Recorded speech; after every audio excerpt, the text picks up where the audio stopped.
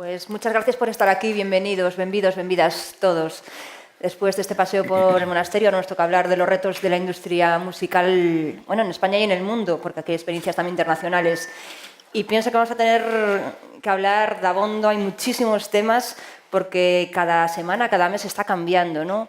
Según datos de ProMusicae, el año pasado fue la primera vez en la historia que los ingresos digitales superaron a las ventas físicas. Eso fue gracias en España a Spotify, que parecía que iba a dar la estocada final a la industria musical y a lo mejor lo que está dando es un balón de oxígeno para la supervivencia de estos años. Pues, en fin, una industria muy mermada. Hace 15 años se movían 600 millones de euros, ahora 150.000 aproximadamente. Eso significa que en 15 años nos hemos llevado por delante muchas empresas y muchos puestos de trabajo. Pero bueno, no todo es tan malo, ¿no? ¿Quién nos iba a decir, por ejemplo, que el vinilo iba a resucitar? ¿Quién nos iba a decir que ahora los músicos tenían que gestionar su propia carrera? Que era más fácil que nunca llegar al público, que las discográficas ahora pues, son empresas de management, más o menos. Y aquí hay 4 perfiles muy diferentes que creo que nos van a dar mucho juego. En primer lugar, pues Patricia Armida, abogada, especialista en derechos de autor, un temazo, también vicepresidenta del Fórum de Managers Musicales. Nos vas a dar una visión también súper interesante. Música también vinculada a la música desde muy jovencita. Miki Puig, todo un superviviente de cuando se vendían 200.000 copias en España con tu grupo Los Sencillos. Ahora acabas de publicar un discazo, Escuela de Capataces, joyitas pop, muy recomendable, muy vinculado también a la televisión, jurado en talent shows, a la radio, con 2 programazos que también se pueden escuchar en podcast. Almudena Palacios, jovencísima, tienes cofundadora de la plataforma Queremos Entrar, gracias a la cual en Madrid, en la comunidad, bueno, ahora están expandiendo por toda España, los menores de edad pueden entrar y acceder a la cultura, algo, la verdad, tan obvio y que haya necesitado tanto trabajo. También has trabajado en este musical, en varios sectores, y acabas de publicar una tesis, un trabajo de fin de carrera a través de la crisis discográfica, muy recomendable también para ver cómo se está moviendo el negocio. Y Daniel Sanchís, una visión internacional, trabajas en Londres, una multinacional, experto en patrocinios, y va a ser también muy interesante todo lo que nos cuentes del cambio de modelo de la subvención a la empresa privada, vinculado también a festivales importantísimos aquí en España. Bueno, pues gracias a todos por estar aquí y, en primer lugar, si queréis, abrimos la ronda ya de intervenciones. ¿Cómo se vive o se sobrevive con algo tan pasional como es la música en una industria tan mermada? Patricia, si quieres, hacemos esta ronda. Empezamos por ti. Bueno, la verdad es que es la gran pregunta, ¿no? Al final de año, cuando haces números y tienes una empresa que se dedica a algún aspecto relacionado con la industria musical, dices, pues ¿cómo lo he conseguido un año más? Sobre todo porque cada vez, por mucho que nos intenten vender de que estamos en un gran momento, la industria está cada vez más precaria. El otro día leí un artículo en El Español que hablaba de ese falso boom que nos están queriendo vender. Yo creo que la tendencia ahora, lo hablábamos ayer, Miki y algunos más y yo, el truco está en hacer de todo. Lo que tú comentabas, ¿no? Al final los managers nos hemos visto en la obligación de ser discográficas porque las discográficas no admiten nuevas propuestas, solamente quieren apostar sobre seguro. Las discográficas que tienen a esos artistas que juegan sobre seguro están enganchando el management de las bandas, es decir, todos hacemos un poco de todo para poder realmente ir recogiendo pequeños inputs de dinero y que permiten seguir desarrollando los productos. Bueno, cuando alguien hace cosa de 15 años empezó a hablar de mileuristas, me empecé a reír muy fuerte, ¿no? Porque yo soy mileurista desde que tengo uso de razón, desde que trabajaba en una tienda de recambios de motos y mis vacaciones eran los bolos. Que esas tardes en las que me iba a tocar, esas tardes que cogía el coche de mi padre y tocaba, pues ya vivía con 100.000 pesetas de la época, era el mileurismo de hoy en día. Acabas de hablar de una cosa que me hace mucha gracia. La industria ha perdido 600.000, no sé cuántos millones. No. Esos millones se iban a una serie de señores que eran los que dominaban toda la historia. El artista, nosotros hemos estado toda la vida así. Yo sigo recibiendo unas cartas muy bonitas de lo que ahora es Sony Entertainment, que en su momento era BMG Internacional, donde yo todavía debo dinero a las discográficas. Las discográficas te fichaban, y eso para los que tengáis bandas nuevas os lo contaré. Tú tocabas con tu banda de garaje, ibas con un Renault 12 con amplificadores prestados, con guitarras muy malas y tocabas en bares. Y venía un señor que se llama AR, una figura que reivindico, en la cual estoy ejerciendo muchísimo, te fichaba y te pagaba un disco. Que eso es una de las cosas que a veces... Sí, pero a veces las discográficas son malas. No, para cosas eran buenas. Cuando entrevisté a los Pet Shop Boys en el año 2003, decían que el problema de la industria discográfica era que no había cambiado su paradigma, que todo había cambiado, pero ellos seguían yendo a hoteles de 5 estrellas, cocaína, prostitutas, etc, etc. Hace muy poco intenté gestionar los derechos de los sencillos y el director de BMG me recibió en un hotel de 5 estrellas, cuando su familia es de Barcelona. Nosotros ahora cuando vamos a tocar pues buscamos un hotel adecuado, tal cual. La industria no ha bajado el pie del acelerador en ningún momento. Quiere mantener todavía el estatus que tenía a costa de los 360 grados, etc, etc. Para no extenderme, porque va a haber muchos turnos, vivimos con 1.000 euros o menos. Y aunque parezca que he salido mucho en televisión, que he hecho muchas cosas, que mi grupo ha grabado muchos discos y que he hecho muchas giras, terminaba el año y, como tú decías, hacías el balance y tú seguías siendo del escalafón siempre el último peón. Salías en un festival, yo hacía un cálculo muy rápido, salía a tocar al aire libre, 50.000 personas y vendía 25.000. Pues hay 25.000 a los que no le interesó. Y ese es el cálculo muy rápido. Y en la industria, supongo que todos estaremos de acuerdo, vales los tickets que vendes. Y así es. Tu estatus en el mundo del rock and roll es las personas que metes en un club, en una sala o donde sea. Los festivales, tú ya hablarás más, al final eso es un gran escaparate, ¿no? Es como una feria, como un market, y es donde vemos. Pero que tengáis muy claro que eso, que somos mileuristas y por los siglos de los siglos. Amén. Amén. Sí, sí, completamente de acuerdo. Y un poco en línea también con lo que decía Patricia, que ahora mismo todo el mundo tiene que hacer de todo y parece que los profesionales tienen que ser polifacéticos y los artistas están haciendo cosas que antes no hacían y los managers, las discográficas, cosas que tradicionalmente no hacían.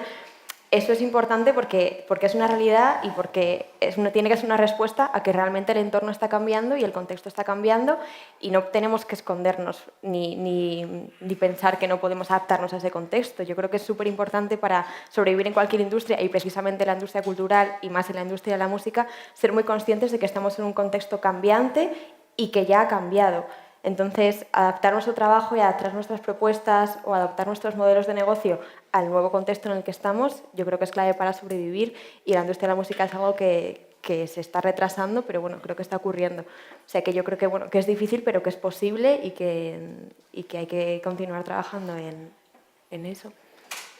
Vale, yo me voy a sumar al mensaje positivo que ha dicho Almudena, a pesar de que todo lo que os podemos contar, la vieja guardia, digamos, entre comillas, hay mucho de experiencia negativa, porque la industria como tal, y lo hablábamos ayer, la industria en España no existe. Que seamos conscientes de que la industria como la entendemos, o como leemos, o como admiramos en otros mercados, en otros países, aquí no existe.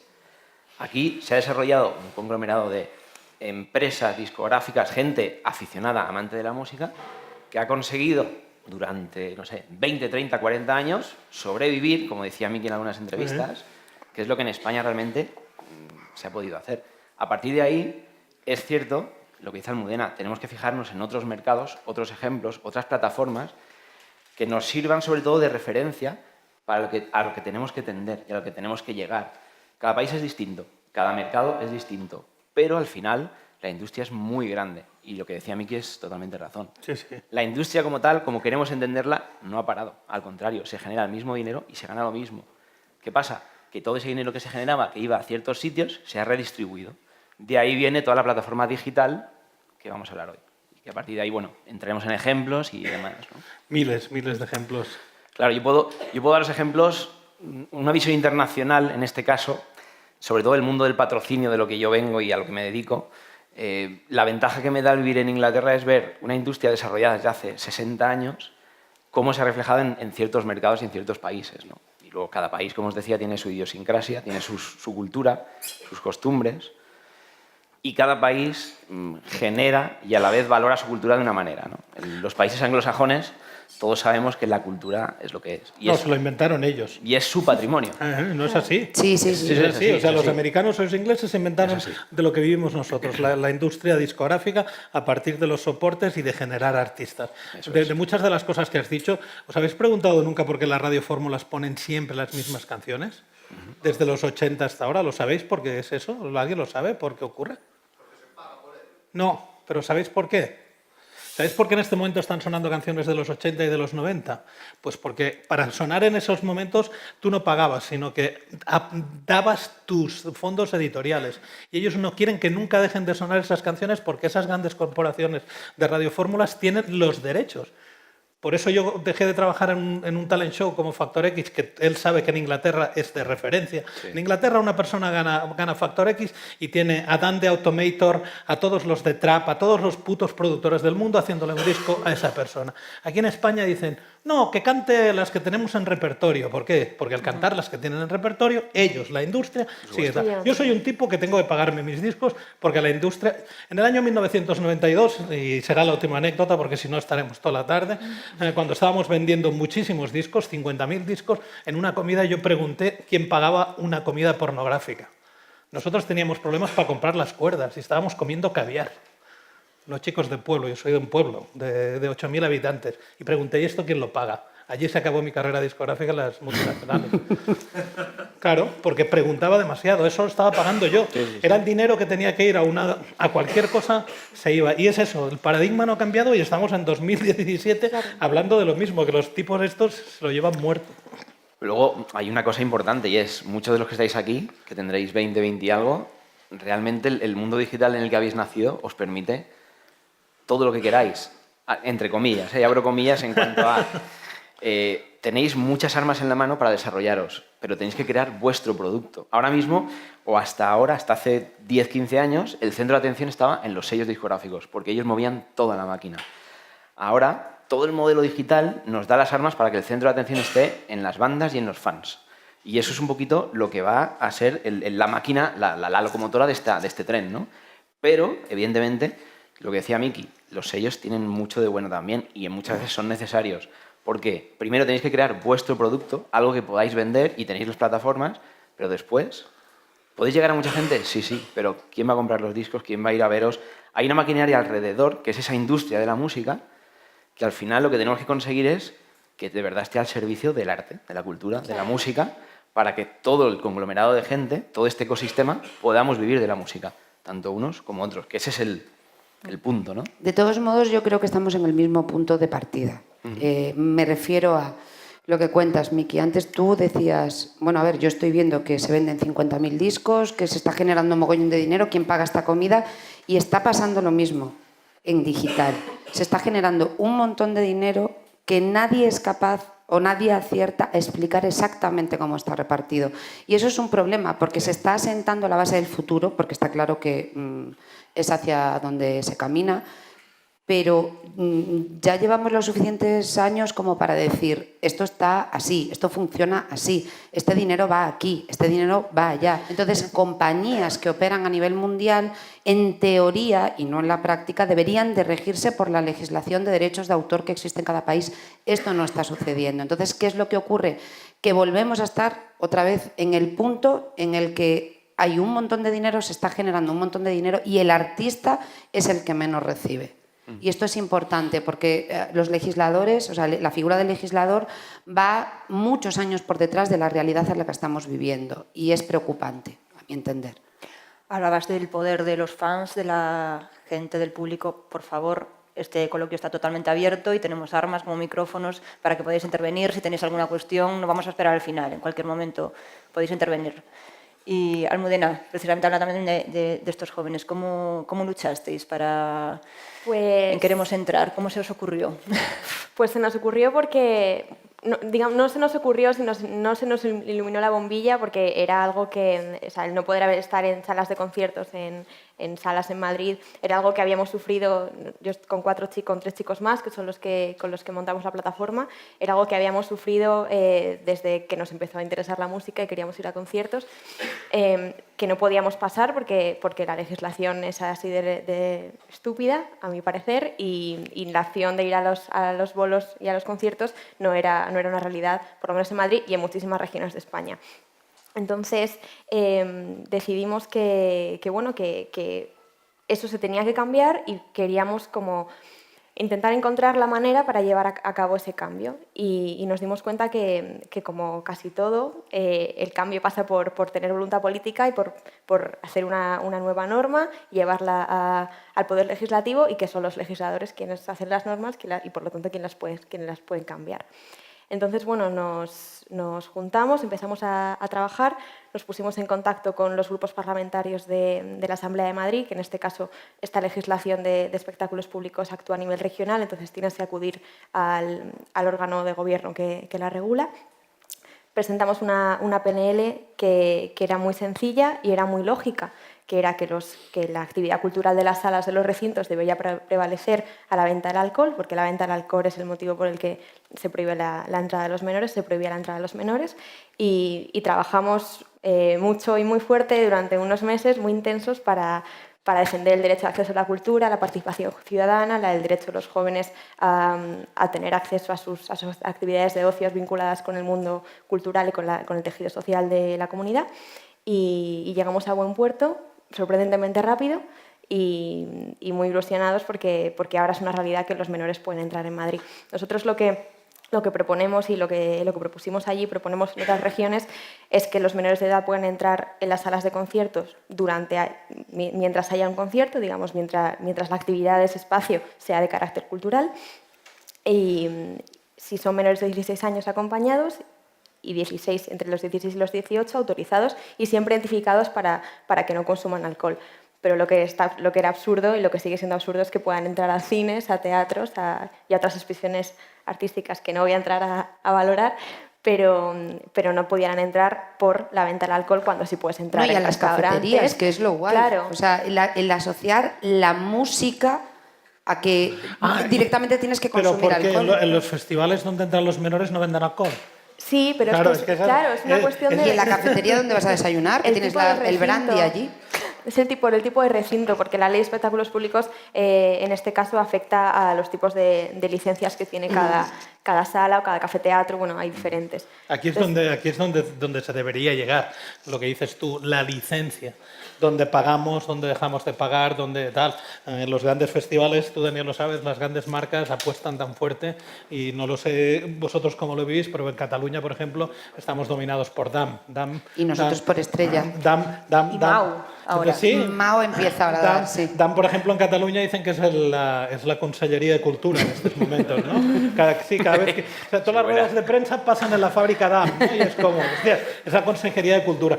El paradigma, y yo que toda la vida he sido pues eso, como el bocazas de la clase, ¿no? Porque siempre estás como contando esto. Yo veía a mis amigos franceses y hablaremos del IVA, de la cultura, de las salas de conciertos. Franz Ferdinand se va a tocar al Bataclan de París o a cualquier sala y da dos shows. El show de la tarde familiar, para que un fan de 40 años pueda ir con su hijo de 10 años, y un show nocturno.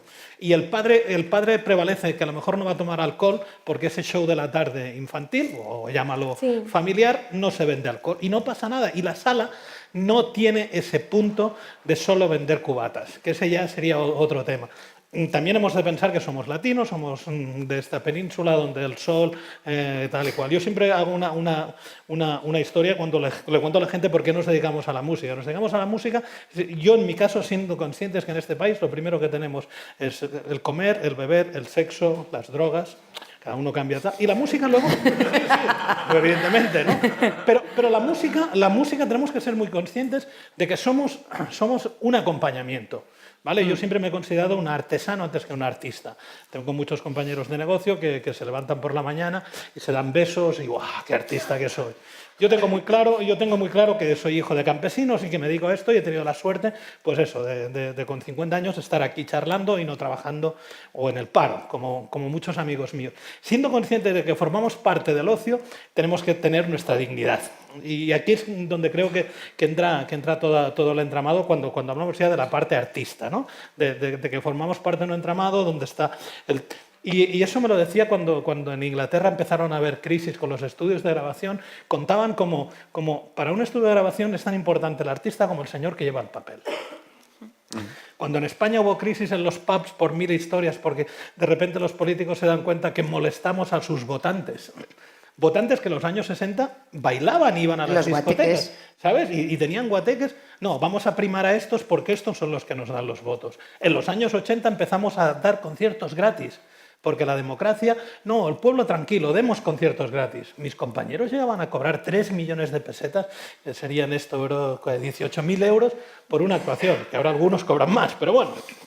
Y cobraban esto como una manera regular, porque todos los ayuntamientos tenían tal. Mientras en Francia lo que hacían era que ese dinero iba a la cultura, iba a las salas, iba a los promotores, iba a tal, y había una cultura del ticket. Aunque sea pagar 5 euros, pero la gente no tiene ningún tipo de problema de entrar en una sala sin saber quién va a tocar y tener una regularidad aquí en la manera de trabajar. Y son visiones que, como decías tú, Daniel, llevamos como 30 años trampeándolas. Si de repente te viene un artista y tu artista funciona un año, te callas la boca.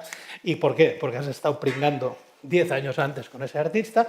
Eso es otra de las cosas que me gustaría que charláramos, que es la perseverancia, ¿no? Lo que decías tú, tenemos muchas armas ahora mismo para llegar, pero tenemos que tener paciencia, porque mañana no vas a ser famoso ni vas a generar mucho dinero. No, pero estás tocando temas muy interesantes que es que llevamos un día ahí dándole a todo, ¿no?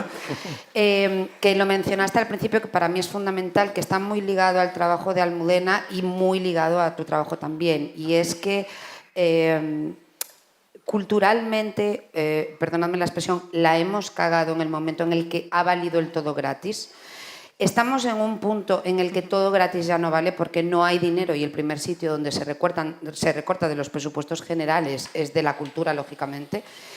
Y volvemos a ver, o yo vuelvo a ver el atisbo de selección por venta de tickets de las bandas.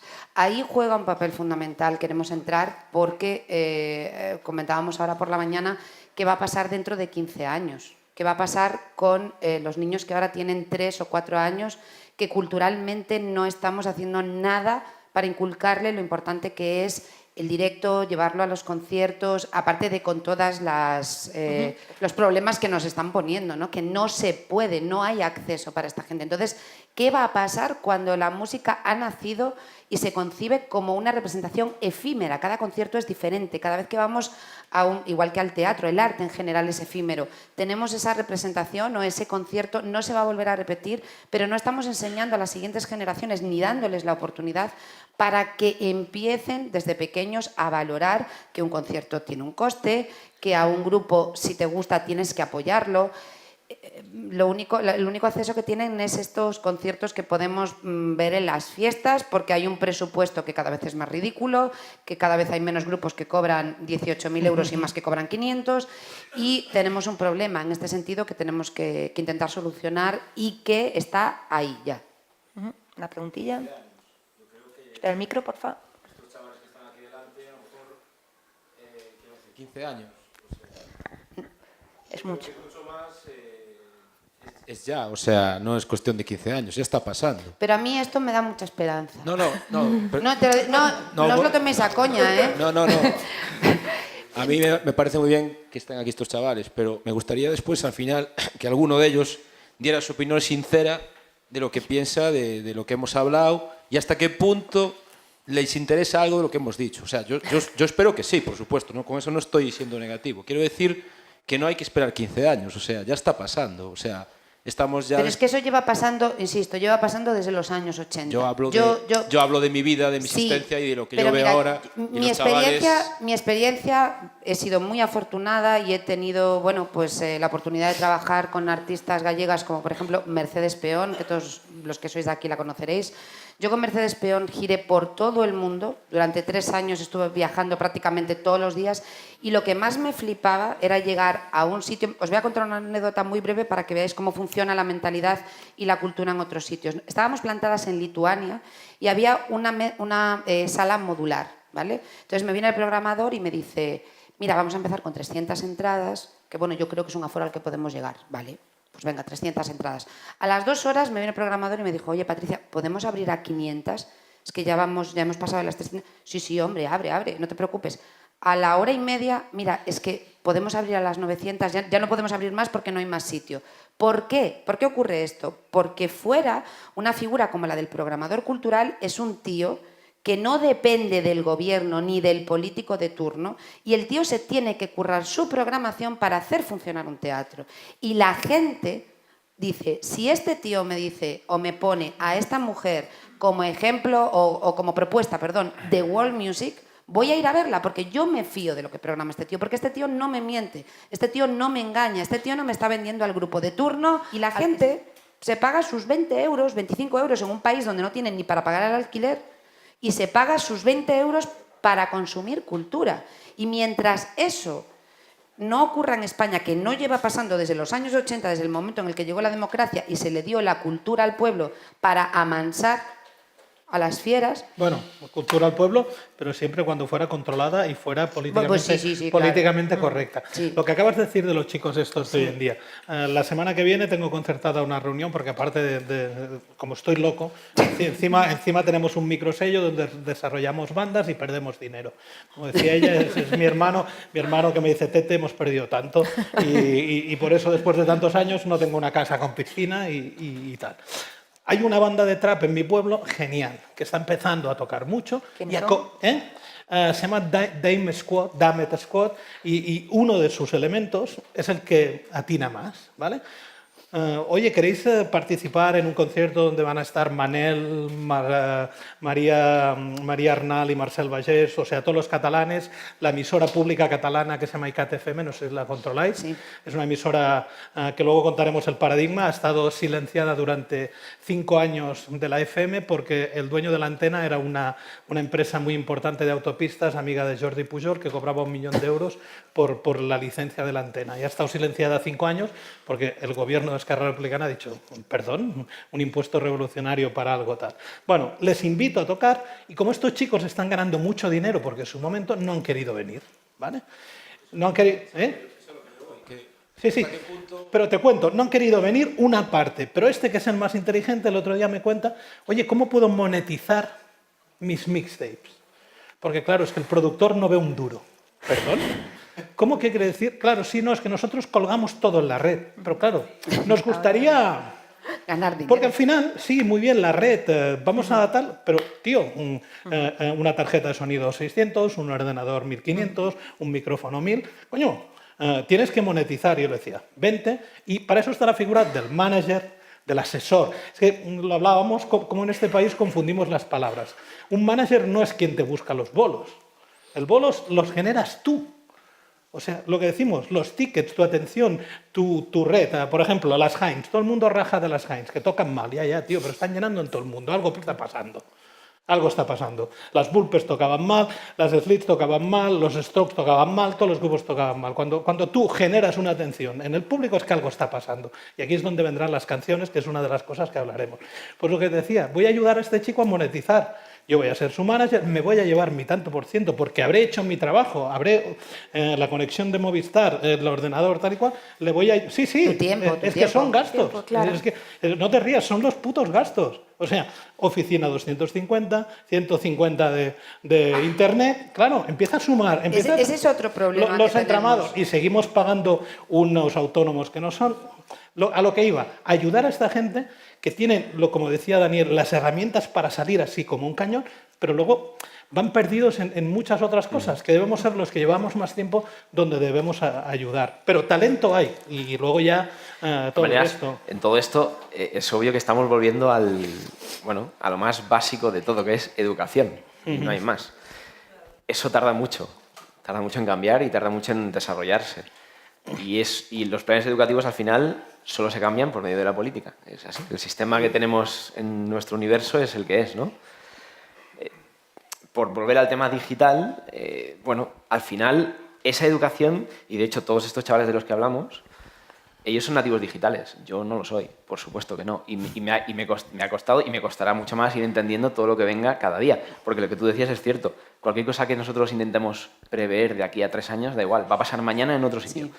Entonces, nosotros vamos tarde en muchas cosas, pero toda esa generación nueva, que son nativos digitales, que entienden por su manera de crecer y su manera de, en teoría, educarse, cómo funciona este mundo, son los que de verdad, con la guía de la experiencia previa de todos los demás que hemos pasado por ciertos periplos, son los que tienen que desarrollar las nuevas plataformas.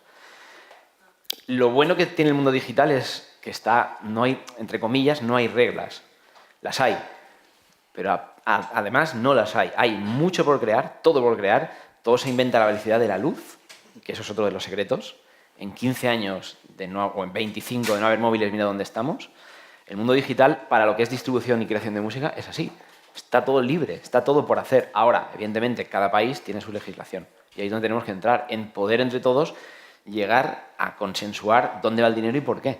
Y yo creo que es importante también poner en valor de nuevo la cultura y la música y tener en cuenta que esas personas, que esos creadores, que esa industria hay que monetizarla y tienen que vivir y tienen que vivir para seguir creando y para poder seguir disfrutando de la música y seguir creando valor cultural, de identidad y artístico. Lo que pasa es que yo, como nativa digital, yo siento que lo digital es gratis, o sea, digital igual gratis. Y eso es algo que es verdad, que es una verdad para mí, pero también es una verdad para mí poner en valor la cultura. No es cierto. Pero es gratis. Claro, No pero es cierto. Ya No, lo sé. Ya sé que no es gratis.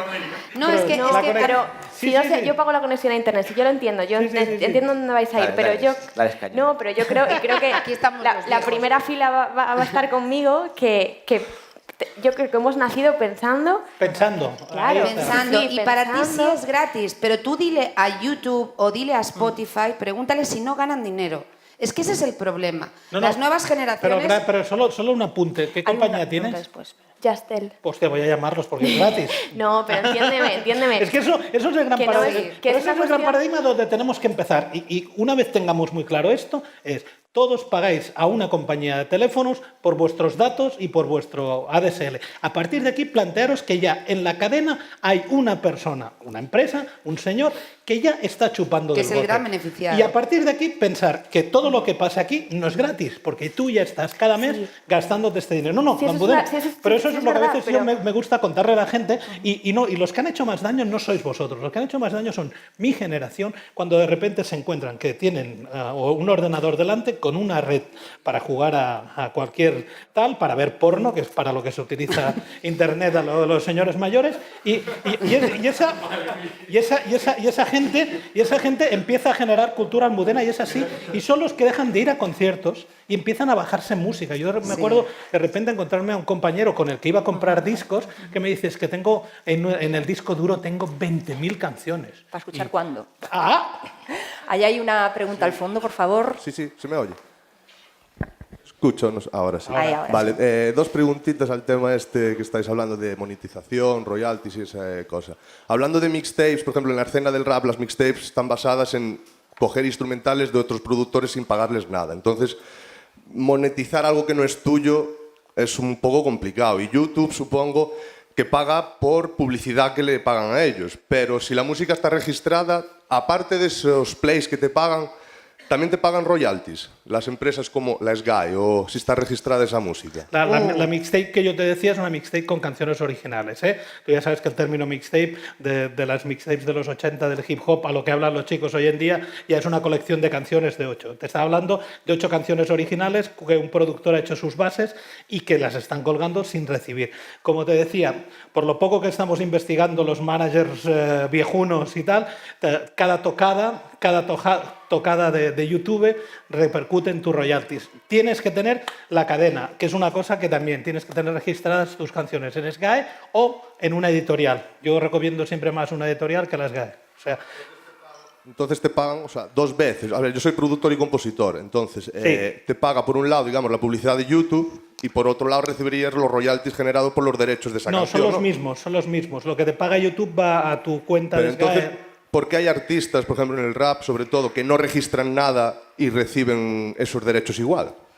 Pero no lo registran ¿en dónde? ¿En SGAE? En ninguna entidad. No, pues no, te están engañando. Por algún Lo lado- sé de antemano, de artistas que no tienen nada registrado, ninguna entidad de cobra de royalties ni nada, suben sus canciones a YouTube y YouTube les paga igual. A Y ver, yo creo que ahí no están YouTube pagando te todos los perm- derechos generados porque hay 6 derechos fundamentales que cada... YouTube te permite monetizar siempre y cuando sean tus temas y nadie denuncie que esos temas son propiedad, sin ningún problema. O sea, Pero- YouTube le... Bueno, perdón, iba a hacer una burrada. Que le da igual, ¿vale? Ya, pero en eso que te paga YouTube están incluidos esos derechos de autor, los mecánicos, los tal, no sé qué. No, que- si No, tú porque no tú no tienes, estás- claro, si tú no Ento- tienes una entidad que esté gestionando por ti esos derechos, no te Entonces- los está pagando. Eso es ahí has dado en el clavo. Entonces, si yo registro mi música, me pagarían un pico más.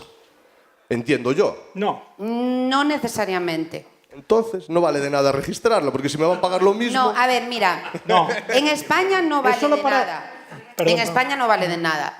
En Estados Unidos sí vale. sí. Ya, pero bueno, esto estamos en Tú hablas de Afganistán, España, pues estamos no en te vale de Estados nada. Unidos. Hay que mirar más allá. No, mira, a ver, en Estados Unidos pasa una cosa muy curiosa que es aplicable a YouTube, a Spotify, etcétera, etcétera. O sea, cualquier plataforma de streaming, incluso de downloading. El problema está en que hasta el 2005 en Estados Unidos se distinguían dos tipos de derechos. El derecho de los productores fonográficos, es decir, del dueño del máster, y el derecho del compositor. Entonces, hasta el 2005 la ley en Estados Unidos decía: ok, nosotros siempre ponemos el mismo ejemplo en el IMMF, el que lo hablábamos hoy por la mañana, el I Will Always Love You, de Dolly Parton, propiedad de Sony, cantado por Whitney Houston, ¿vale?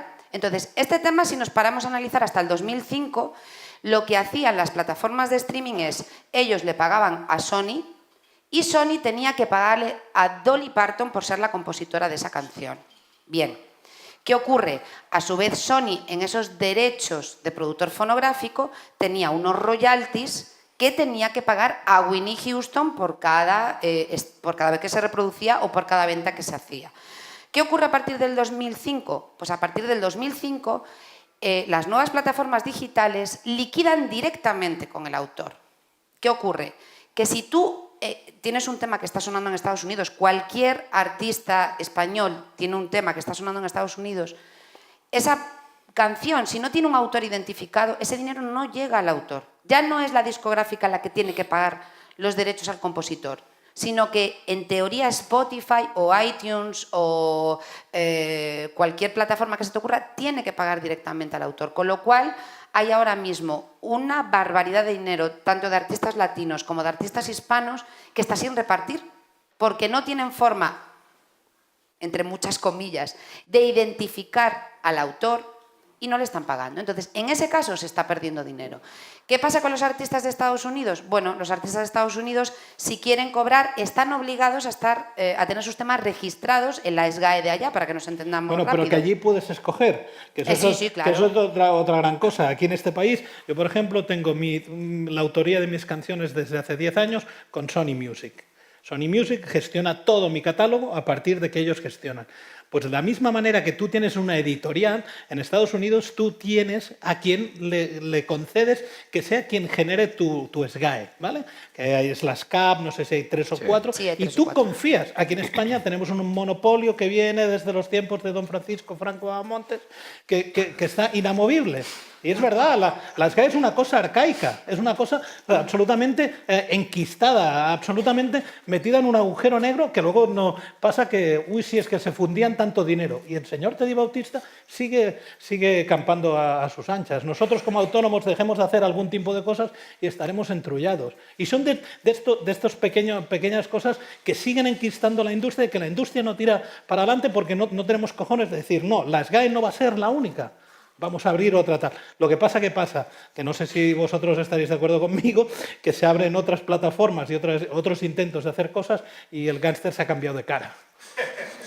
Bueno, igual que pasa con SGAE, pasa con ProMusicae. Sí, sí, o sea, las dos entidades, bueno, y con AIE, o sea, los 3 derechos que se pueden derivar de una grabación, que son los derechos fonográficos, los derechos de interpretación y los derechos del autor y del compositor, están en manos de 3 monopolios. No existe competencia para SGAE, no existe competencia para AIE y no existe competencia para ProMusicae. Desde el momento en el que en cualquier otro país, a excepción de en Europa, Alemania y un par de ellos más, no tienes libertad para decidir a quién le das la gestión de la parte económica de tus derechos de autor o de compositor, tenemos un problema. Bueno, fonográficos o de artistas. Y una de las cosas que a mí más me duele en todo este proceso nuevo en el que estamos participando es que tú llamas a cualquier entidad de gestión y no saben responderte. Tú llamas a la SGAE para decirle, oye, lo que tú decías, ¿no? Oye, que yo soy socio vuestro y yo quiero saber, pues, cuando me mandáis la liquidación, ¿dónde está mi parte de YouTube? Ah, es que no lo sé. O te encuentras con que, ¿cuánto dinero le pagáis vosotros, o cuánto dinero recibís, perdón, vosotros de YouTube? Ya, pero nadie te puede dar una explicación. O poder sentarte con ellos y... o sea, una de las preguntas que hacían una vez a una persona que se dedica a reparto de derechos de SGAE, mira, ¿cómo reparte Spotify? ¿Tú me lo puedes explicar? No. No te lo pueden explicar. Y yo lo sé. Pero ¿por qué lo tengo que saber yo y no lo sabe una persona que se dedica a repartir el dinero de los autores? Y ahí estamos muy pillados. Y a mí es además del público, de lo que comentábamos antes, es la otra parte que más me preocupa. ¿Se está escapando el dinero por todos los agujeros que existen? No se está escapando. Bueno, no se está escapando, no, cierto es. No se está repartiendo el dinero como se tiene que repartir. Vale, perdón, se nos está escapando el dinero a nosotros. Y no es dinero que quede en una caja y que esa caja tal. Se reparte. Como la SGAE funciona piramidalmente y cobra el que tiene más ingresos, que eso tendría que ser al revés, ¿no? El que tiene más ingresos tendría, como ya tiene ingresos, pues vamos a darle al señor que cobra menos, pues vamos a repartirlo entre los pequeños autores. Yo cada vez que me llega un cheque de la IE me voy a cenar. Y ya está. Y ya está. Claro, es que parece que te vas de... No, le digo a mi chica, mira, coño, nos ha tocado un 12. Es como si tocara un 12 en la quiniela. Y te vas a cenar con 150 euros. Y como el músico somos tan precarios y pillamos, ¿no? O sea, y venga, sí, 150 euros, pues venga, me callo. Y luego ya entraríamos en toda la dinámica de que lo que te queda por un bolo, lo que cuesta, etc, etc. O sea que seguimos hablando de lo que decías antes, del precario, somos precarios. A todo esto, la música es la hostia, ¿eh? ¡Sin duda! No. O sea, si a pesar de eso seguimos estando aquí, imagínate, ¿no? Claro, Imagínate. si a pesar de todo lo que estamos contando, la gente todavía se anima a seguir montando bombas. Solo recordaros que la música mola, los conciertos molan. Hay una... Las hay, el problema es que las hay. No tenemos las herramientas, pero el problema es que las hay. Hay una pregunta aquí en primera fila antes de hacer la pausa para el café. Perfecto. No, nada, que la música es la hostia. Tú eres el del 10 en inteligencia de ayer. Sí. Es él. Ya estoy fichado. Es él. Talento yo creo que tampoco sobra y sí también nos hace falta mucha constancia. La música es la leche. Yo pienso que la música no es un acompañante. La música te hace crecer y te hace vivir experiencias y mejorarlas incluso. Y bueno, yo voy a daros un poco de caña, un poco. Y es que yo, por ejemplo, discos, cuando yo era pequeñito y podía comprar, me compraba los que me gustaban casi todas las canciones. Es como debe ser. Exacto, entonces yo compraba a Michael Jackson o cosas así. Y después nada, crecí con Napster y bueno, y con Donkey Kong, con la mula y estas cosas. Y después lo de poder comprar la canción que tú quieras o las canciones que tú quieras de un disco, eso está genial. Sí. Y nada, Sí, claro después, que sí. claro, pues que yo me acuerdo cuando iba a comprar un disco, el de Michael Jackson, me costó, creo que casi 10.000 pesetas, ¿eh? No. Bueno, no sé. 1.500. Bueno, perdón, perdón, me confundí por el Claro, número. estaba ahí con el euro. Sí, 2.000 pesetas, correcto. Entonces, para Claro, mí eso 10 euros. tenía que ahorrar, por ejemplo, 2 meses de pago, solo para un disco. Bueno, como todo el mundo. Bienvenido. Claro, pero cometemos un error y yo se lo digo mucho a los artistas con los que trabajo. No podemos anclarnos en el modelo del pasado. Sí, yo también ahorré todas mis pagas para comprarme un disco de Aretha Franklin y mi madre me decía, ¿pero qué escuchas, tío? O sea, ¿tú estás ahorrando para comprar esto? El modelo de consumo no es el mismo y no podemos anclarnos en eso. Es muy romántico hacer un disco, es muy romántico hacer una presentación de disco, una firma de discos, pero ya no es el modelo. Y mientras los que estamos en la no industria no cambiemos la mentalidad, va a ser muy complicado que lleguemos a rentabilizar y a monetizar correctamente la realidad que estamos viviendo ahora. Yo una anécdota para que veas lo que aprecio la música. es que cuando ya tenía 16 años había una torre modular de Kenwood que valía 250.000 pesetas, eso sí que lo recuerdo. ¿Una qué, perdona? Porque No, ¿Qué? hay ¿Qué? una torre modular, ¿sabes? Ah, Sí, vale, vale. sí. Le puse también cables de oxígeno y se me elevó a una pasta. Entonces ahí estuve yo, creo O sea, que tú eres el pirata Es el- español, el gran hacker. Uno de ellos. The best hacker in town. Uno de ellos. Lo que decías tú antes, por supuesto que la música... Vamos a ver, el consumo de música ahora mismo ha cambiado, porque estamos en otra era, pero sigue siendo una experiencia personal. Luego tenemos... E intransferible. Evidentemente, o sea, y es verdad, da igual, esto es como tener hijos, da igual los consejos que te den, no importa. Cada uno lo vive de una manera y saldrá bien o saldrá mal. Y luego está la experiencia comunal, que es un festival o un concierto, ¿no? Ahí sí, ahí es un desahogo absoluto donde compartes con otros la misma experiencia.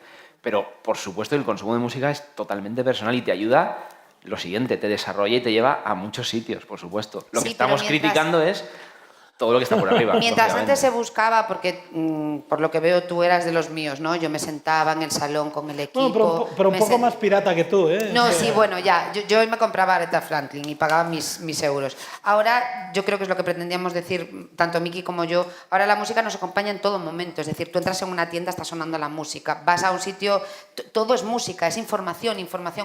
Cuesta muchísimo más filtrar. Antes estaba todo, bueno, había menos medios, lo que había era la radio, que estábamos allí con el casete y el dedo en el rec, a ver cuándo salía la canción que nos molaba para darle a grabar, porque no había otra forma de escucharla. Y sí que ese proceso se ha banalizado, si queremos Cierto, entenderlo cierto. un poco. De ¿no? hecho, realmente la música en España mucho es un mero acompañante del día a día y carece de la atención necesaria que en otros países sí tiene, ¿no? Ese patrimonio que no cuidamos aquí, en otros países sí se cuida. No, y la conciencia cultural. Una amiga mía vive en Berlín, alquila una habitación a un millennial. Un millennial de hace 10 años. ¿Cómo se llamaban hace 10 años? Bueno, es igual. Llega este chico de España, alquila la habitación en Berlín, enchufa esta torre 250.000 con cables de oxígeno, tal cual. Cables de oxígeno, estoy flipando me ha dejado muy mucho, flipado a mí también esto. Guau, vaya pepinaco. Y enchufa y empieza a descargarse canciones. Un día tardó la policía en llegar a su casa. Ya. Claro, Sí, claro. porque en estos países o sea, no cabe en la mente de nadie, por motivos culturales, descargarse canciones. En Alemania está totalmente prohibido. aquí siempre hablamos, es que en una peluquería tienen que pagar SGAE y una televisión tal cual, tal.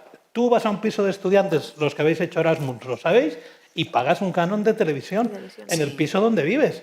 Y la gente en sus casas. Pero eso la gente sabe que ese dinero repercute aquí. Aquí en España, ¿cuál es el problema? Que ese dinero, si se ocurriera esto, ¿dónde va? Al Gran Palacio de las GAE, al Gran Teatro de tal, a todas esas historias. Y en Ese es el gran Alemania- problema. Ese es el gran En problema. Alemania las compañías que nos dan la posibilidad de acceder a todos estos datos pagan un canon a el organismo correspondiente que gestiona sí. propiedad intelectual o derechos de autor. Eso en España se intentó hacer en Cataluña, no sé si al Sí, final pero fue no. adelante. No, para nada. Bueno, yo como anécdota quiero decir que antes de ir a... Llevas 2 ya. No tienes micro, ¿eh? No. Yo antes de consumir... Antes de bajarme toda la música del mundo, voy a YouTube. Entonces, si me gusta la canción que va a salir... me la bajo. Claro, cuidado. Claro. Ah, vale, o sea, primero vas a YouTube, luego te la bajas y luego la compras. No, primero no. La disfruto y después la pago. Muy bien. Vale, vamos. Anécdota. Bueno, Claro, pero él la paga, pero mucha gente no la paga. Sí, sí, y sí. no se puede obviar. Es que yo creo que también habría sido mucho más sencillo o mucho más cómodo que hubiéramos pasado del modelo de las anécdotas que contaba Patricia a ahora mismo a unas plataformas en las que tú, pues como un club o streaming privado, en la que tú tienes que pagar un fee o lo que sea para acceder a la música. Pero hemos tenido esa realidad de descargas, de streaming gratuito, del tubo de oxígeno y entonces yo creo que es difícil, pero también es muy, muy necesario y eso tenemos que poner los esfuerzos en no olvidar, sino reconocer que eso ha ocurrido, que ha sido una gran masacre, una gran sangría, pero volver a encauzar y los esfuerzos se centren en eso y en poner de nuevo en valor las canciones. Pero eso es una verdad. El pirateo es parte del nuevo modelo, ¿es así? Sí, sí. Sí. Bueno, para mí es parte bueno, ahora de ya está un poco en el pasado. Claro, para mí está en el pasado. Sí. Pero, pero pero, existe y va a existir, eso no- pero igual el bueno, sí, nuevo no pasa bolero nada. viene de ahí también. De hecho aquellos años donde surgió el pirateo, en parte ayudó a nacer lo que ha nacido después. Porque todo lo que nació fue para contrarrestar todo el pirateo, que fue el principio del fin de los sellos. Y el desarrollo de toda la tecnología que ahora estamos. Pero también luego ya empezar a ver cosas como, por ejemplo, Spotify, gran herramienta. Luego ya que nos llega a los artistas, etc., es otra cosa. Pero tú te pones a ver a un artista, no, fulanito tiene este disco que es del 2012. Digo yo, no, voy a la estantería, lo saco, es de 1985. 2012 es el año que él autorizó a que se subiera. Y hay artistas que su discografía no está entera en Spotify por razones legales de muchas historias. Lo tienes a una compañía... O porque no llegaron a un O sea, acuerdo yo he económico, tardado en simplemente. tener mi catálogo en Spotify 5 años. Han sido los 5 años donde yo he estado luchando para comprar con estos mis derechos, ser el propietario y luego subirlo. Mi manager, que controla mucho y lo tiene muy claro, ha vendido a fulanito y a fulanito mi catálogo, y mi catálogo me lo gestiona una empresa. Y funciona de puta madre. Spotify, por ejemplo, no va a liquidar febrero hasta abril porque tiene unos problemas con tal, con cual. Pero al menos te llega. Pero te ¿sabes? liquidan. Pero te liquidan. Y todas las ventas digitales van al día. Cosa que con las compañías discográficas, señores, o sea... Nunca he sabido lo que vendía, lo que dejaba de vender, lo que me entraba, lo que me entraba. Yo llegué a vender 48.200 discos, cuando disco de oro eran 50.000. Y nunca llegué a vender los 50.000, ¿por qué razón? Porque había una cláusula, como los futbolistas, que si vendía más de 50.000 tenía que cobrar. Y misteriosamente la liquidación se paró en 48.200 y pico. Y cuando tú le preguntas a tu discográfica qué es, por qué ha pasado esto, te mira y dice, tú no me interesas. Y es Gracias, así. demasiadas preguntas. Y es así, y ha funcionado siempre. Somos el país de la picaresca, ¿no? Todos hemos estudiado literatura en el instituto y la picaresca pues sigue campando a sus anchas.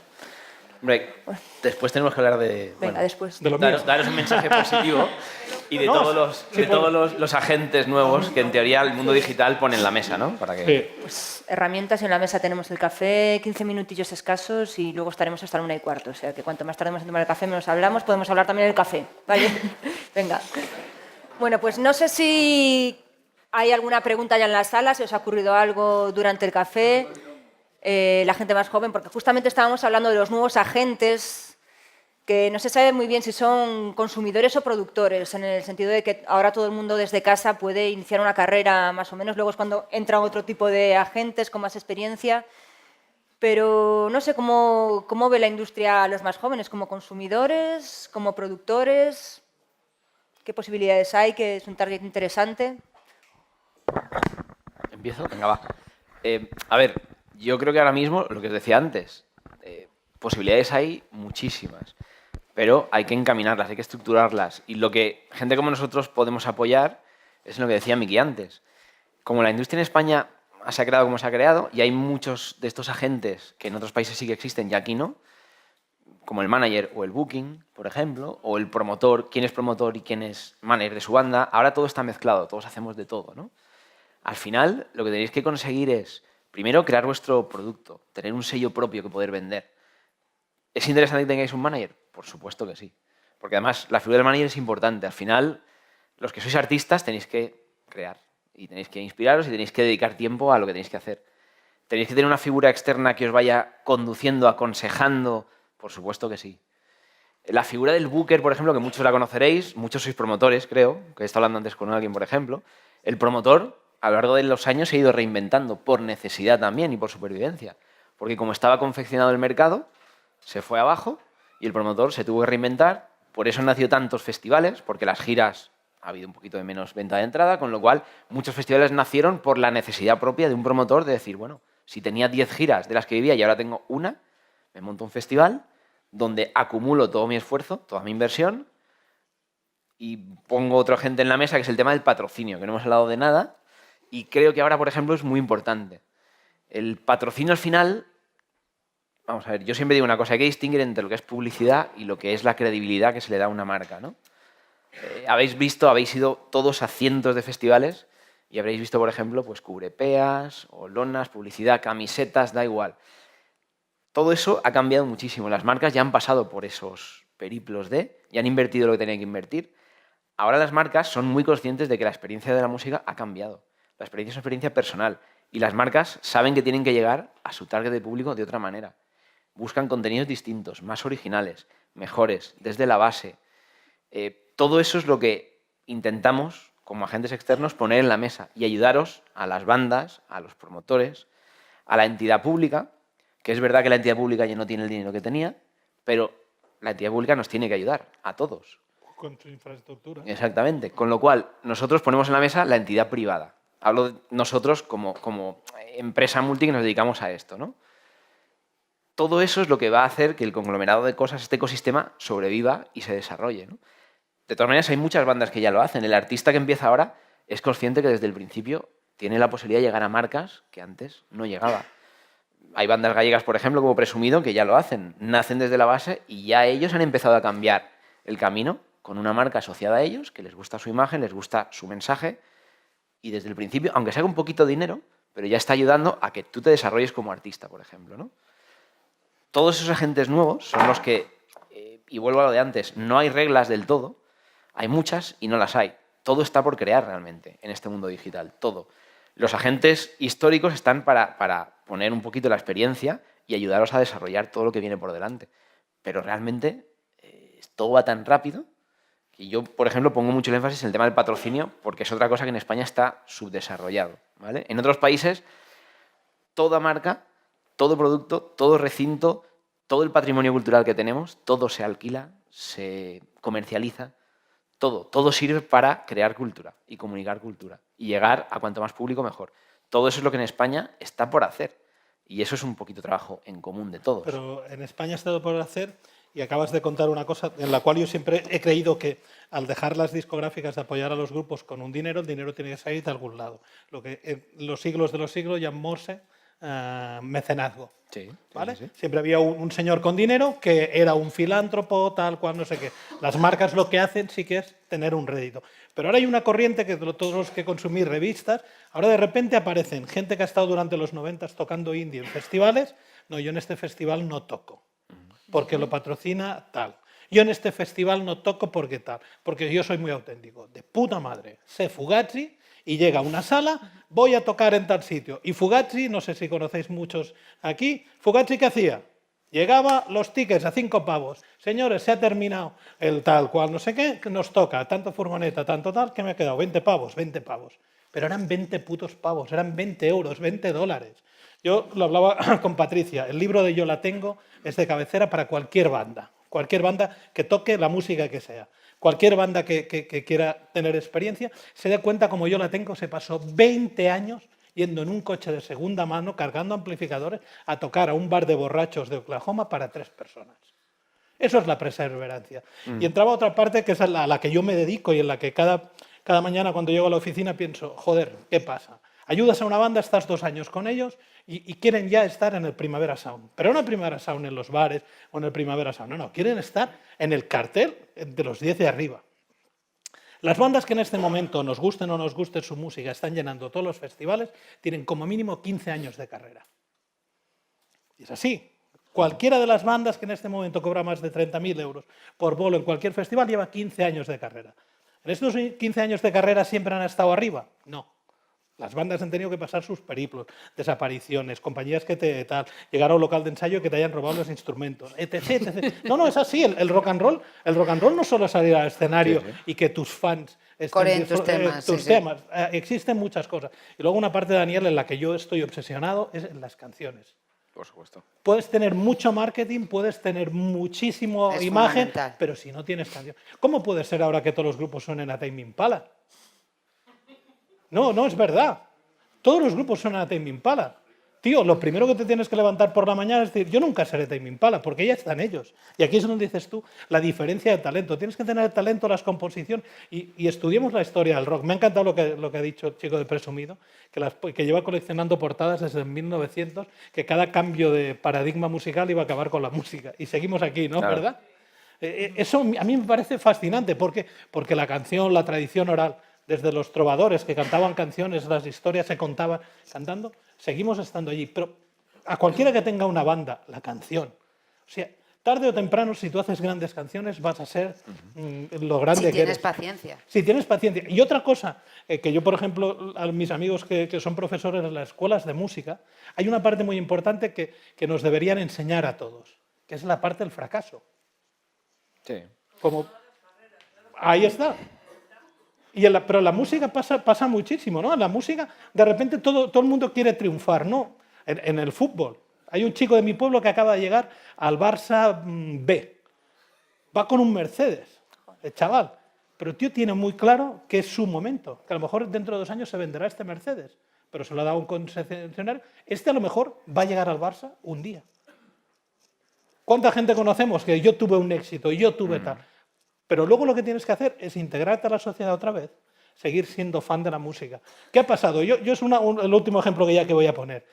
¿Qué pasó cuando éramos grupos maqueteros? Que éramos grupos maqueteros y seguíamos siendo fans. Hoy, como todo el mundo tiene un formato, es que yo tengo un disco, sí, porque la tecnología ayuda a que tengas ese disco, pero no te puedes equiparar con el que está arriba en el tal. Hemos perdido una parte de fans en España, yo creo muy importante, que es que todo el mundo es artista. No, ¿yo por qué voy a pagar si yo soy artista? No. Tienes que saber en qué nivel del escalafón estás. Eso es muy importante, lo que estás diciendo, que quizás por el punto altruista que tienen los comienzos los comienzos y muchas veces la mitad de la carrera y el final de la carrera, ¿no?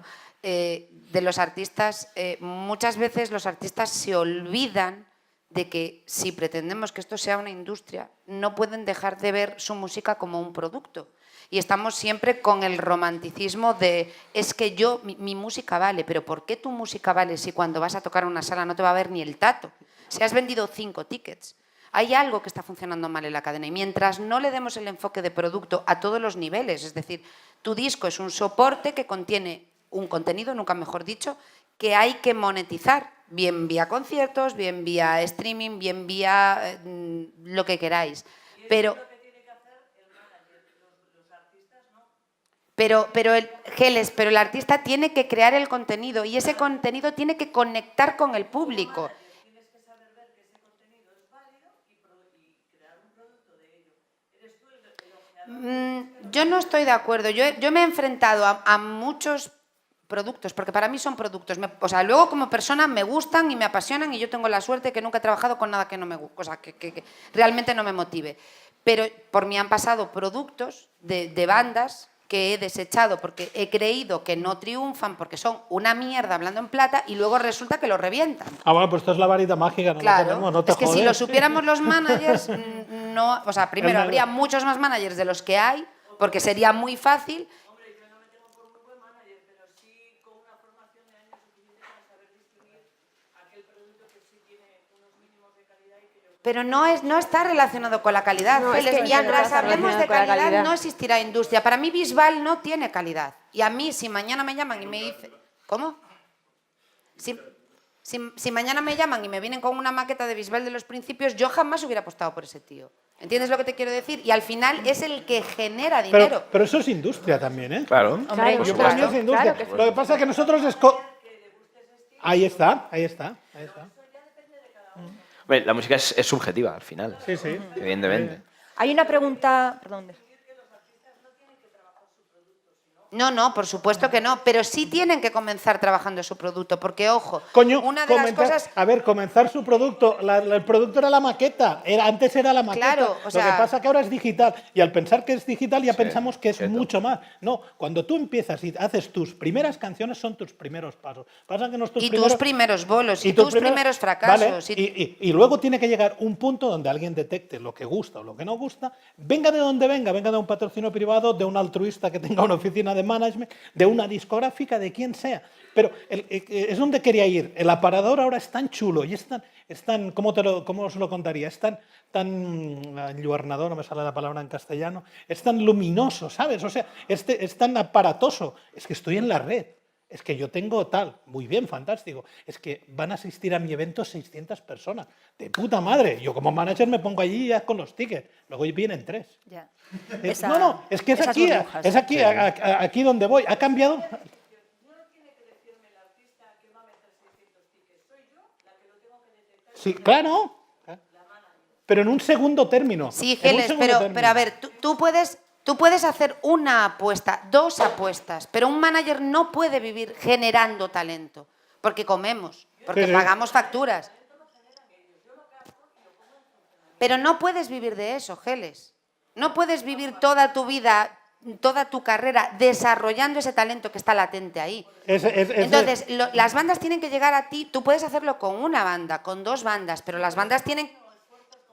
Claro, tienes que combinarlo con otro tipo de actividad. Porque si no, es que es inviable. O sea, es lo que dice Miki. Tú te pones a desarrollar una banda y a los 2 años te dicen, mira, hasta aquí he llegado contigo y que te den por culo. Ese es mi Dices fracaso. tú, hola. Hola, llevo 2 años trabajando gratis. Ese es mi fracaso. Llevo 5 años trabajando gratis para bandas. 5 años. Y me he hartado. Ahora voy a coger 2 bandas con un contrato firmado y vamos a desarrollar la carrera tal. Voy a sacar dinero trabajando con marcas, trabajando en televisión, lo que sea, pero con 2 bandas. Es que he desarrollado 6 productos. Y cuando has hecho el primer disco gratis, les has llevado a un estudio que no se pueden permitir, al que tienes acceso por tal, por cual, pues se van. Porque no han logrado lo que ellos creían. Sí, claro. Expectativas. Sí, las expectativas.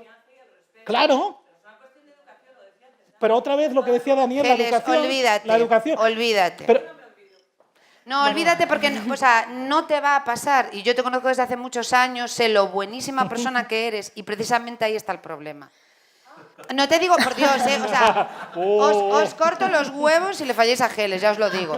Eso que quede claro. Pero yo me he llevado muchísimas decepciones teniendo enfrente a una banda o un artista que hubiese puesto la mano en el fuego porque no me iba a dar la patada. Y me la han dado cuando en un momento determinado lo has colocado en un punto en el que han dicho, es que ahora aparece esta persona, me mola más por lo que sea, o porque estoy hasta los huevos de que me exprimas, porque tú bien sabrás. no, o que me digas lo que Claro, no quiero oír. o que me digas lo que no Lo quiero que oír. lo que no Eso quiero me oír, pasó, lo que no quiero me oír. digas lo que no quiero oír, entonces rescindo el contrato. Y se te queda cara de imbécil, de decir, he estado 4 años, 5 años apostando por ti, no cobrándote un duro, llevándote al estudio y grabándote el disco gratis. ¿Y ahora me vienes con estas? Vamos a abrir un poco el juego porque Sí. estamos en terreno peliagudo ya. No pasa nada, perfecto. Hay Bueno, un y par de ahora nos preguntas, vamos. una al fondo, otra adelante, otra aquí. Vale, mantenemos estos turnos.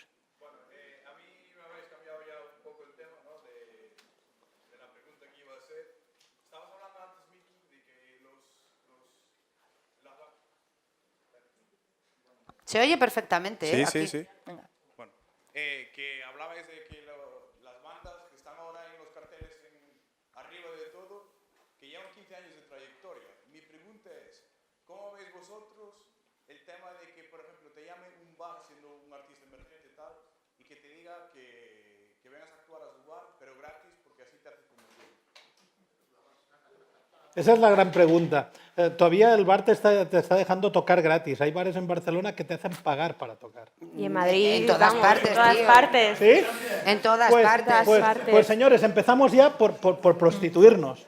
Y aquí tendríamos que empezar al bar que te hace actuar. Tiene que haber unos mínimos, ¿vale? Yo empecé tocando y a veces no te llegaba para la gasolina. Pero te podía la ilusión, te podía el seguir. Tal. Tiene que haber unos mínimos. También es el escalafón que hablábamos antes. Es un grupo maquetero. En Inglaterra existen las noches de micro abierto, ¿no? Que es un pub donde hay un micro abierto, la gente sube, toca 3 canciones y empiezas a hacerte tu circuito. Aquí, hasta donde tú quieras llegar, ¿vale? Pagar a mí me parece bestia. Que sea gratis y que tú lleves tus maquetas, lleves tus colegas. Los sencillos, cuando empezamos, nos llamamos aullidos en el garaje, ¿vale? Sí, sí. O sea, imaginaros cómo éramos, ¿vale? Pero llegábamos a un bar, tocábamos gratis y venían 20 personas. Claro. Al siguiente venían 35. El del bar de al lado te llamaba.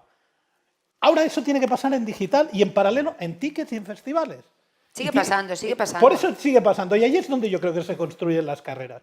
Lo que me refería y donde creo que es un poco donde estoy cansado es eso, tío. Llegas, tocas en 3 festivales, no, es que yo ya tendría que estar allí. No, tú no tendrías que estar allí. Es lo que tú piensas. Y el manager te debe decir, barbecho, medio año haciendo canciones. ¿Por qué? Porque la sobreexposición, porque tal. No, Claro. sí, tío. No, y sobre todo, a ver dónde está el punto de equilibrio, porque esto lo comentaba el otro día con un compañero de Madrid, que es un manager de grandes grupos independientes que se llama Juan Santaner, es el manager pues, de grupos como Cápsula o como ahora, bueno, es que tiene tantos que ya no se me ocurre. Bueno, es igual, y hace lentejas. Vale, sí, y hace unas lentejas que tienen muy buena pinta, hay que ir a probarlas. Me decía, es que tía, o sea, estoy en un punto en el que me llaman de festivales para artistas que, bueno, ya tienen un nivel de desarrollo y me ofrecen 400 euros. Artistas donde el cabeza de cartel es, pues, Tame Impala, por decir un nombre. Realmente, ¿cuál es el mayor insulto? Que te llamen desde la otra punta de España y te ofrezcan 400 euros cuando saben perfectamente que no te llega para cubrir los gastos, o que te llame el del bar de al lado y que te diga, oye, mira, yo no te cobro, tú vienes aquí y lo que te vendas de tus discos y lo que vendamos y ponemos una entrada.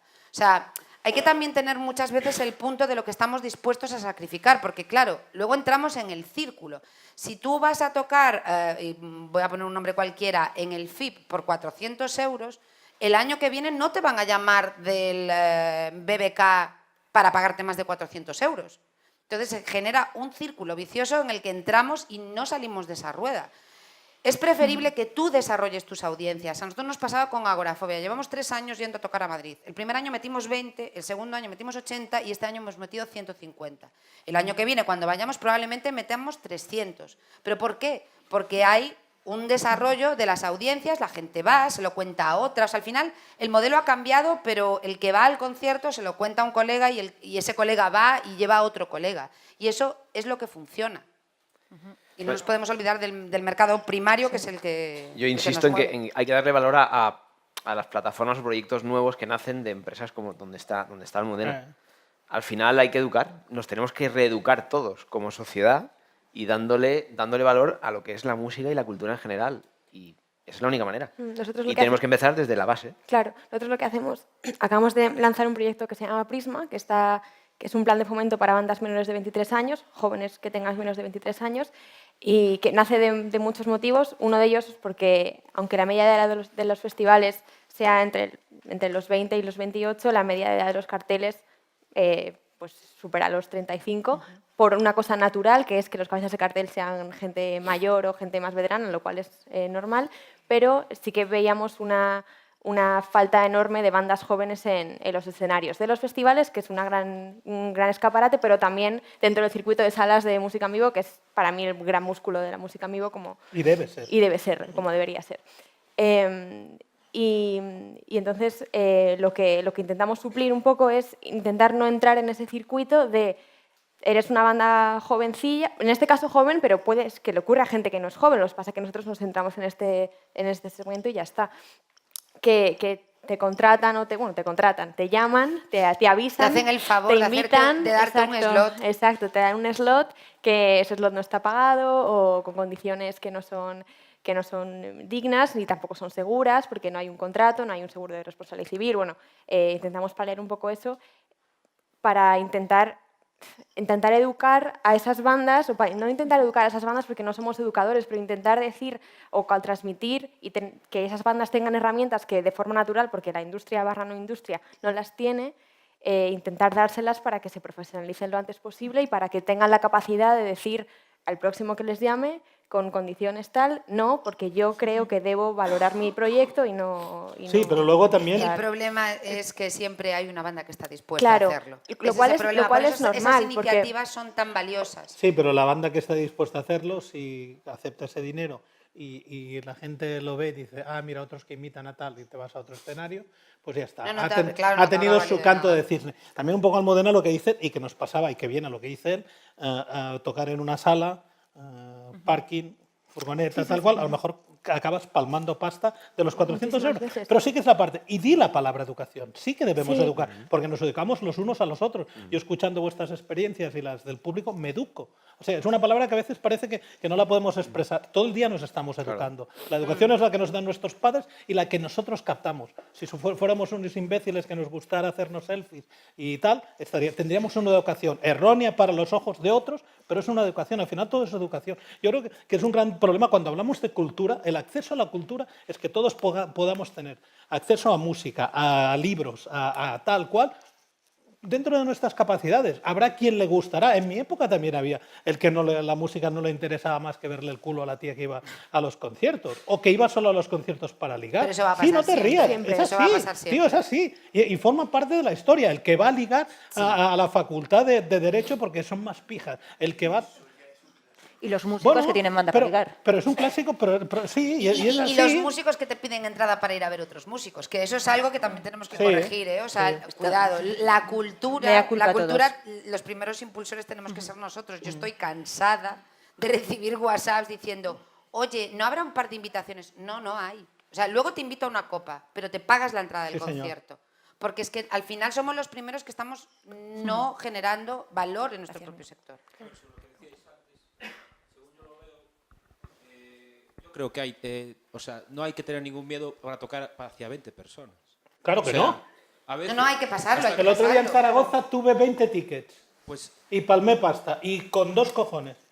a ver, ¿hasta qué No, punto, es así. ¿hasta qué punto muchos de los que estamos aquí no habremos visto una experiencia más artística en un concierto de 20 personas que uno de 20.000? O sea, Totalmente de acuerdo. Esa obsesión porque hay que tocar en tal festival delante de 20.000 personas, o 10.000, o 1.000, yo no creo que sea lo correcto. O sea, crea tanta cultura un concierto para 20 personas como uno para 200. No, crean más. Porque Más esas cultura 20 para mí. personas han pagado para ir a verte a ti. A verte a ti, es Esa justo. obsesión que se pretende imponer, sobre todo a la gente joven o a los artistas emergentes, de que tienen que llegar a eso, ellos tendrán que desarrollar su proyecto artístico. Yo creo que cada banda, joven o no joven, tiene su ambición y tiene sus espacios donde se quiere desarrollar y puede encajar mejor o peor. Lo que sí es verdad, y es algo que yo creo que es una realidad, es que los festivales ahora mismo son un escaparate importante y es la oportunidad de muchas bandas, jóvenes o no tan jóvenes, de salir fuera de su ciudad.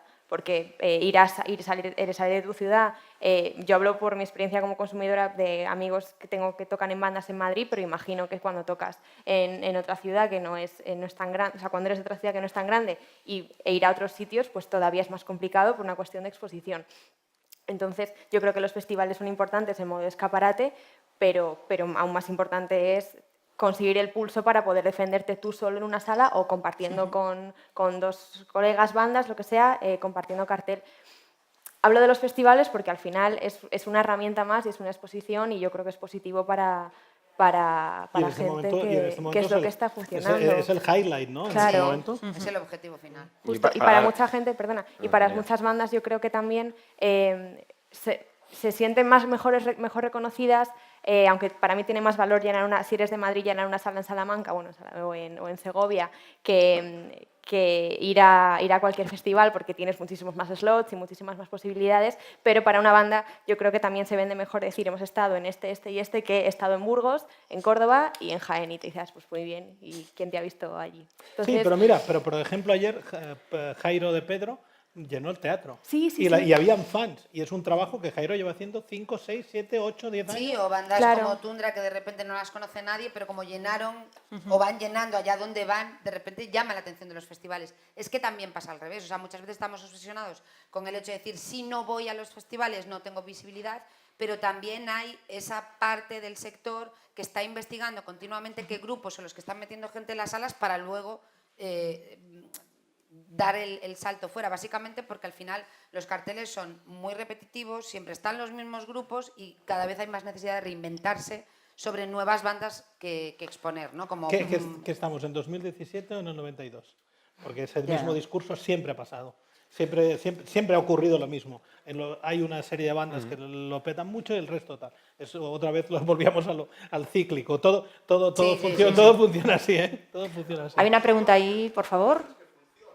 Espera. Pero toda la vida.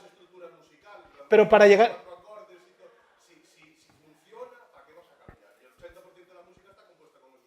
Sí, sin duda. Pero lo que funciona ha tenido que pasar un proceso. No es una seta que nace en el campo.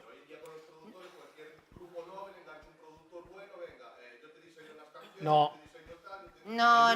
Yo Mira, creo que no. mira, te voy a contar una anécdota de la industria, para que veas lo de iluminados y iba a decir alguna palabra más bestia. bonito es, que es mi canción con la que he vendido más y que se sigue escuchando. Me viene un iluminado y dice, es que acabamos de inventar una máquina que las canciones que contienen as y os son las que más se venden. Ah, sí, Y se queda tan pancho y se larga. Las canciones que contienen as y os. Y ya veo a cualquier iluminado para petarlo, Maroto, Boloto. Tío, no. Tú haces una canción y resulta que una canción que tú la creas pensando que va dedicada a tu novia Margarita, resulta que alguien se piensa que es una oda a las drogas y ¿sí? ¿Cuántas veces ha funcionado la música? La música al final tiene que pasar sus procesos. Y eso de que los productos funcionan productos, ¿por qué? Bruno Mars. Me fijo mucho en este tío, muchísimo. ¿Eh? Sí. Pero el tío este... Bueno, eso es lo que tú crees que es. Aquí está. Eso es otro tema. Pero da igual. Pero fíjate en esto. ¿Qué tiene este tío? ¿Qué tiene? Carisma. Y este carisma ha habido un momento, un manager que lo ha detectado, un productor que lo ha detectado, y las mismas canciones sin el carisma de este tipo no funcionarían. Y cada uno tiene que tener, o sea, un futbolista, tú eres bueno jugando en el medio campo, y desarrolla tu carrera allí. Xavi, el mejor jugador de la historia del Barça, en el campo del Barça lo silbaban, porque no hacía lo que quería el público. Hasta que llegó un señor, Rijkaard, y le dijo, tú vas a jugar así, así. Igual en la música y en cualquier talento. Si tú eres bueno haciendo el pastel de chocolate en la pastelería de tu barrio, yo te voy a poner solo a hacer el pastel de chocolate, porque este pastel de chocolate va a ser el que se va a vender más y va a hacer que funcione el negocio. Y yo creo que al final la música sigue siendo así, una parte donde tenemos que detectar lo que haces bien, y si haces bien esto, dedícate solo a ello. Aún así, yo estoy de acuerdo con lo que dice él muy brevemente. Sí, un festival es un negocio privado y por supuesto que tiene que haber un cartel que garantice una venta de tickets, pero digamos que lo que nos salva, o la parte buena, es que los elementos distintivos de cada festival al final los van dando las bandas agregadas, o sea, esas con las que no contaron en ningún momento y van a apostar por ellas porque es lo que va a hacer que te declines a ir a ver a Vetusta Morla en el FIP o ir a ver a Vetusta Morla en el Mad Cool.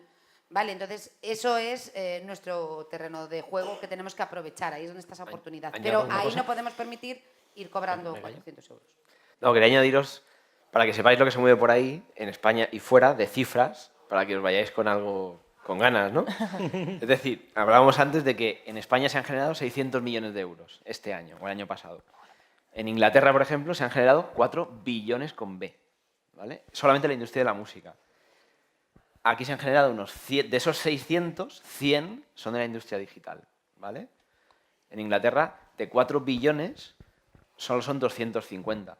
La comparación es una cosa, y es que toda esa industria que hablamos, que aquí hay que crear y alimentar para que de por sí vaya desarrollándose, allí está tan hecha que ellos mismos se retroalimentan día a día. Y la industria digital se ha convertido en un medio más para que la gente se desarrolle, llegue a más gente y alimente sus carreras. Pero al final, de 4 billones tienes pues casi 1.000 millones en venta de entradas, venta de discos, etcétera, etcétera. O sea, esa es la diferencia y eso es lo que de verdad, apostando por la educación, porque la gente entienda ya que la música se desarrolla de una manera concreta desde que somos así pequeños y entendamos que es súper chulo ir a un concierto y pagar al artista, que es chulo ir a comprarse un disco el sábado por la mañana o bajárselo, da igual, pero todo eso va a hacer que de 600 pasemos a lo que tengamos que pasar, ¿no? Al final, el consumo de música que tú decías es personal, por supuesto que lo es. Pero en este caso, en España, sigue siendo lo que es. Pero las cifras son reales, las cifras existen. Pasa que, lo que tú decías antes, estamos en España y lo de fuera no nos sirve, no. Pero nos tiene que servir como modelo de mercados donde de verdad esto sí funciona. Porque lo hacen bien y no tenemos que tener tampoco, creo yo, desde mi punto de vista, miedo a no copiar, pero sí fijarnos en cosas que funcionan. No, hay cosas que copiarlo. Es que hay un problema que yo creo que es la peor lacra que tenemos en esta no industria, y es que no sabemos jugar al juego con las reglas que tenemos delante de las narices. O sea, están... Pero vamos a, por favor, el turno de preguntas de la segunda fila. Nada, yo os quería comentar, tiene que ver con lo que habéis dicho varios, que al final es un sector que tiene muchísimo espejismo y pienso que al final eso es como tirar piedras sobre el propio tejado, porque en el descanso estábamos comentando si es pesimismo o no es pesimismo, es que en realidad yo creo que no lo es, porque hay que conocer cómo funciona de verdad y entonces puedes dar con nuevas claves, nuevos caminos, pero al final, por un lado decís que como managers pues puede haber bandas emergentes que yo que sé, que quieren cambiar, pues igual porque tienen una expectativa que no es real. No es real. Y es muy, muy frecuente. O al final, si no sabes la verdad, te acabas desanimando al cabo de 2 años porque no se ha cumplido tal. Y en el mundo digital eso está multiplicado. O sea, y muchos grupos participan de ello. Haciendo la foto, parece que tienes que hacer la foto desde el lado en el que más público parezca que hay. Y de alguna forma todos nos ha podido tocar eso de cerca. Pero al final genera un espejismo que genera luego mucha frustración y no es, vamos, yo es que lo he visto, o sea, llevo muchos años tocando y creo que para la parte de educación es muy importante, o sea, también saber un poco lo que hay, ¿no?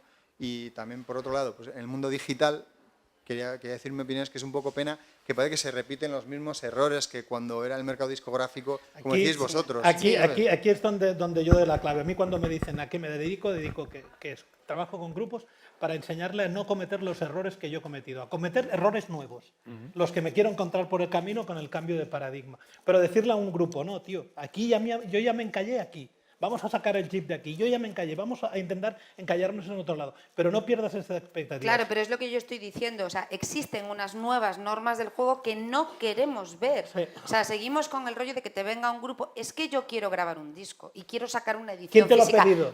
Esa es una frase.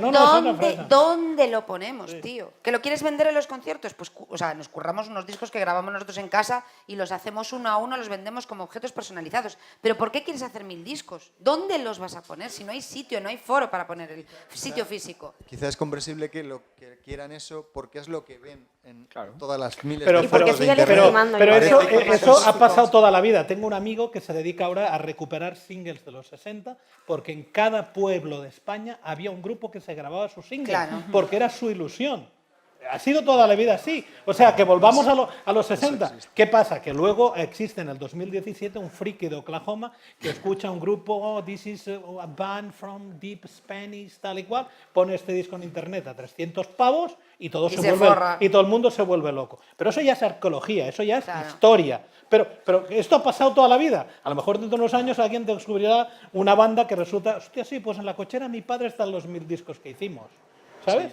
Me parece muy interesante que como parte de la educación para generaciones más nuevas es saber un poco la verdad, los hechos, los datos, y eso ya de por sí creo que ya educa, ¿sabes? Porque al final es como decimos, yo entiendo, yo tengo un hermano que ahora tiene 20 años tal, y entiendo que él ve como que todo es gratis, pero es que la realidad es que todo eso no es gratis. O sea, las cotizaciones en bolsa de YouTube, Google, yo no digo que sea gratis, se gana como muchísimo verdad, dinero. Pero la percepción de mi generación, yo tengo 23, y yo trabajando en lo que trabajo y afortunadamente pudiéndome dedicar a lo que me quiero dedicar y habiendo estudiado lo que he estudiado, yo concibo la cultura como un valor espectacular y de verdad que yo no creo que la cultura sea gratis. Pero es que mi hermano... Sí, y es verdad. O sea, no, pero no lo estoy diciendo como un reproche, digo que bueno, intento pero tampoco creo que sea mentira. Comprender por qué pasa. Y es que realmente hay compañías, pero no cualquier compañía, sino de las más grandes del mundo, que les interesa que haya todos esos contenidos gratuitos. Y van a ganar muchos trillones. Y los primeros culpables somos nosotros. Claro, sí. Entonces quizá habiendo más conciencia de cómo funciona todo, pues yo qué sé, igual de repente pues millones de chavales de esa edad escriben a Spotify y le dicen, mira, yo mientras no haya un reparto más justo, a mí esto me parece un timo. No lo sé. Pero los chavales no son, tío, son los de mi edad. Que están acomodados. Sí, también, sí. A ver, también. Los chavales son más potentes. No, también lo sé, pero el futuro, nos guste o no, son los de mi edad, tío, que están en su casa rascándose los huevos. O es que ahora lo tengo todo en Spotify. Para eso existe, desde luego. Pues tú eres tonto, has perdido una parte de tu patrimonio y de tu cultura, y es así. O sea, y cada vez está mucho más controlado todo, y quizá el que tiene muchos millones, hay una parte de ese motivo. O sea, yo sigo pensando que muchas veces hay talento. O sea, una cosa, lo cortés no quita lo valiente.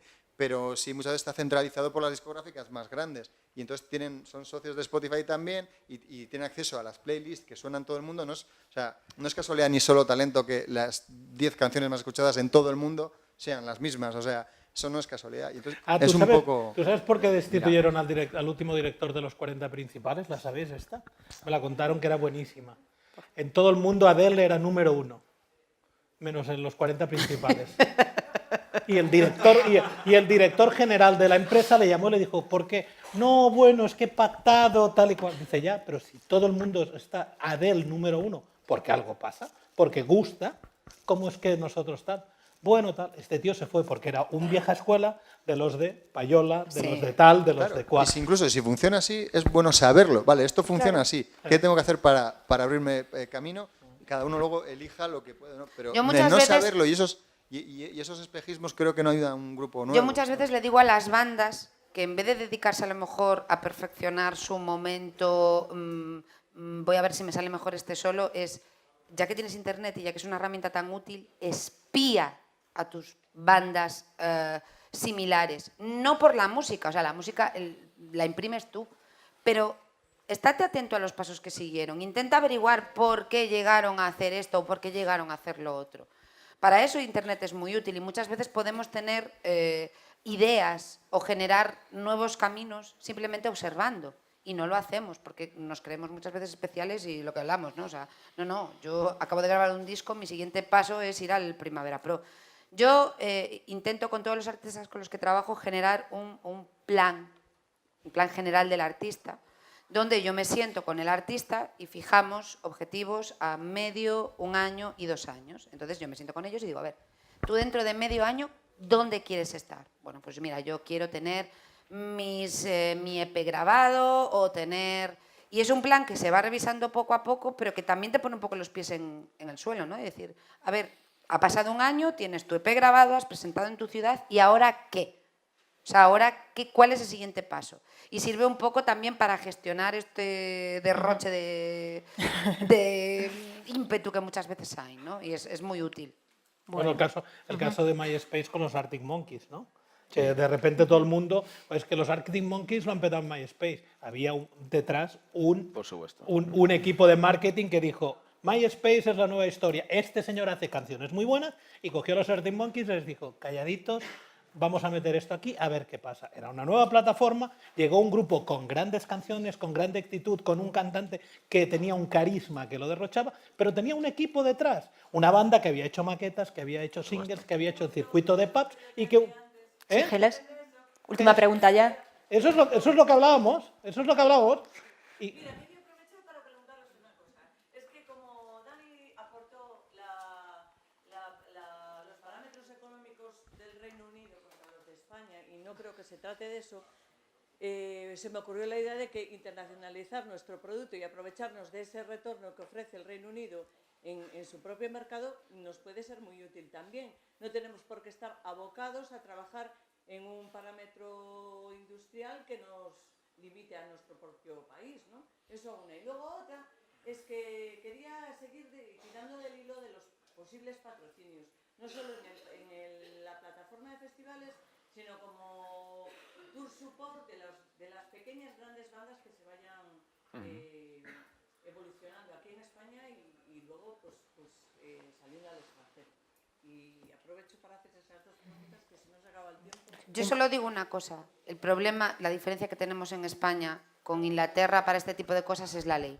Mientras no tengamos una ley de mecenazgo en España que permita a las empresas realmente ser mecenas y no ser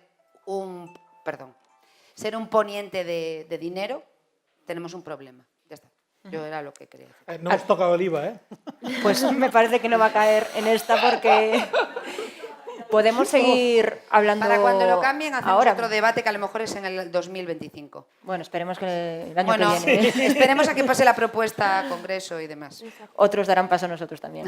Muchas gracias a todos y seguimos hablando ahora mismito. ¿Vale?